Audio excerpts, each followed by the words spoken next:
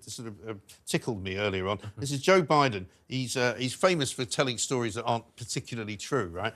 Because he gets mixed up. But apparently he was down in a place called Scranton, Pennsylvania, visiting a war memorial, and there was a lot of names, you know, from the Second World War. And his uncle apparently was a guy who was a Second Lieutenant Ambrose J. Finnegan, who was lost over New Guinea, Papua New Guinea, during the Second World War. He flew single-engine planes. They never found him. They found his plane.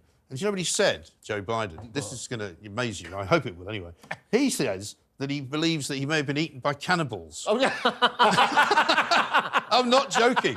This is the leader of the free world. Right? But I think steak and pygmy, absolutely. Right. And also, if we compare that to the things that Trump has said, who says he's Jesus and, you know, and he's Nelson Mandela, I think... Well, he's never said that any of his relatives were eaten by cannibals. But again, this is one thing that I will say about this country. We would not stand for our two main candidates to be in their 80s, that wouldn't near work. 70s. It wouldn't work over here. It is It's extraordinary. It would never happen in this country. That's why they get stuck in the Lords. Well, yeah. Yeah, they can marinate over Although, there. But you know, I do remember a time, I think you might remember this, Yes. Andrew, when did Anne Widdecombe not suggest that one of her relatives had been eaten by cannibals? Oh, no, absolutely. In Papua New Guinea. She'd eaten them, that's why. But I do think it's interesting. If this were, you know, Joe Biden made this comment, we were all having a giggle about it. It's very, very funny, you know, an old man telling a silly story. But on the flip side of it, and this is what you were talking about when it comes to the deep divisions within American society and even British to an extent, if this conversation had been happening about Trump on a left-wing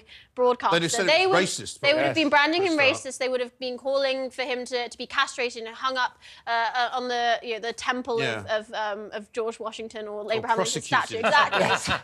And his popularity would go through the roof again. Exactly. The more you throw at him... But it's interesting to see the dichotomy of how left-wing political figures and right-wing political figures are treated within today's society. Absolutely right. And the same you could say about Liz easier Truss. to forgive. You know, she got treated in a way that I don't think any left-wing politician would have got treated. No, That's not the story.